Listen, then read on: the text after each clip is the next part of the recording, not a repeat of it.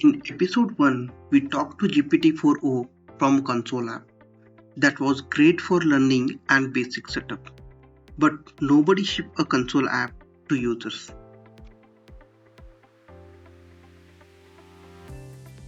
In this episode, we will build a real ASP.NET Core Web API that provides AI through the HTTP endpoints. This API can be used by React, Angular, mobile app, or any other frontend.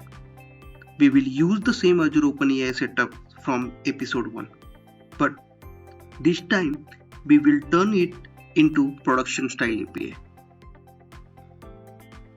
Let's get started. Open Visual Studio, create a new project, and search for ASP.NET Core Web API. Not the empty template, not the razor page, this is exactly one. And then name it .NET AI.API.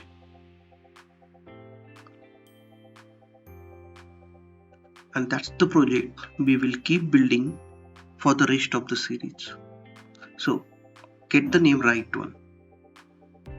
Pick your usual locations, target .NET 10s, and leave the authentication type as none. Since we are not adding the login flow yet, keep HTTPS and controller checked. Skip Docker for the now, and then hit create. And Visual Studio scaffold the whole solution in few seconds. That .NET API created, let's start filling it in. Here, something that trips a lot of people coming from older .NET version. .NET 9 quietly dropped the built-in Swagger UI from the Web API template. No more Swashbuckle baked in by default. Now you could still install Swashbuckle yourself and get the classic Swagger page back, but I am using Scalar instead. It's actively maintained, faster to render, and honestly just nicer to read than the older Swagger UI.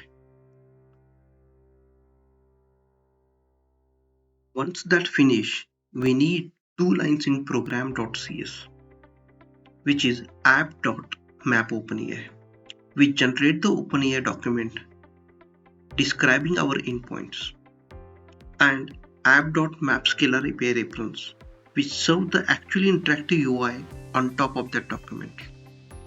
Add both the line, save the file, and build once to make sure nothing is broken, and we are ready to see it running. 5, and there it is.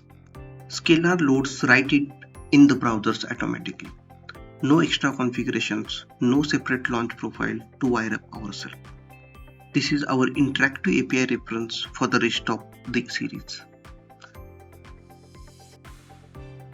Every single endpoint we build from here will show up in the list automatically, fully documented straight from our code, with try it in panel so you can fire real requests right from the browser without even opening Postman or any other separate tool. Right now it shows only default templates endpoints since we haven't written anything yet, but keep watching this list. It's grow every episode as we add more capability into our .NET API. We already set up Azure OpenAI app back in episode 1. Same resources, same deployment, nothing new to the provision here. Now we just need to connect it to our Web API projects.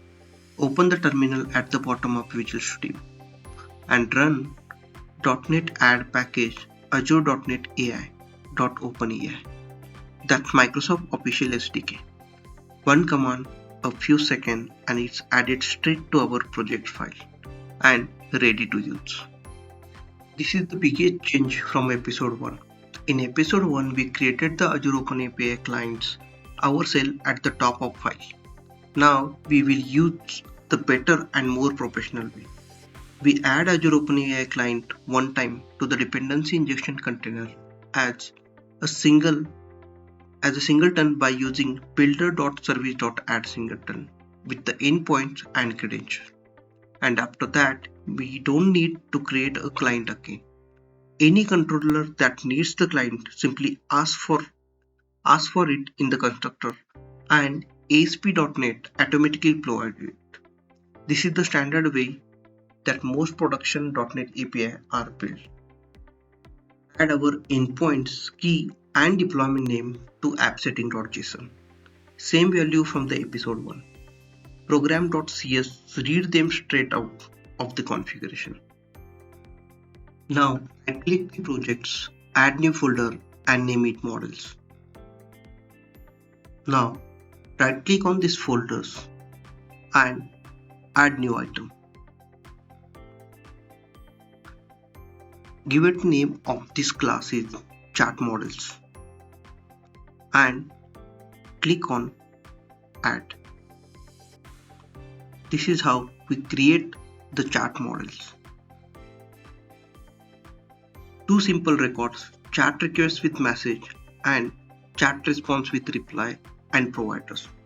That provides field will all change live next episode. Now the controller.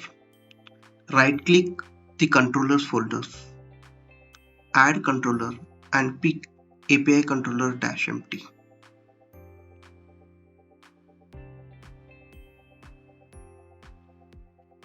Name it chat controllers and click add. Visual Studio drop-in class with API controller attributes and route attributes, pointing at API/controllers, which resolve to API/chat for automatically based on the class name. First, the constructor. It takes an Azure OpenAI client as a parameter and store it straight into a private read-only fields.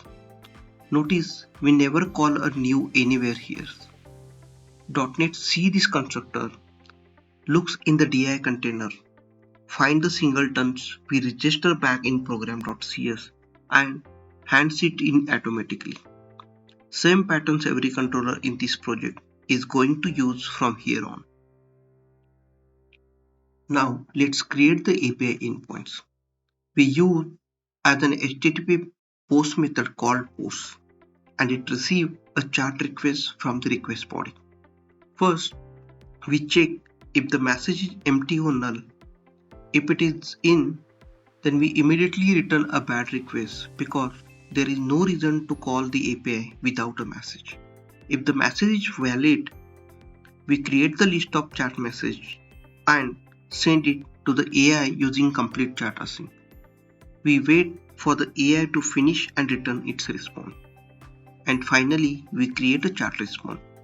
We put the AI answer in the replay field and we set provider to Azure OpenAI because that's the AI service we are using right now. If I use scalar load and there is our chat endpoint setting right in the list. Fully documented straight from the code we write. Let's click into it, hit a try it and actually use this thing for real. I'll type a real questions into the message field, something like what is the dependency injections in the .NET and hit a send. Give it a second and there is the response. We now have a real HTTP API that returns the structured JSON with a AI answer and provider field showing which AI service handled the request. Right now, the provider is always Azure OpenAI because that's our only backend. In the next episode, we will add OpenAI Direct to the same project. You will see the provider field switch between the backends with just a simple query parameter. If you follow along, congratulations, you will build a real AI API that any frontend can use. Thanks for the watching. The full source code is in the descriptions and I'll see you in the episode 3.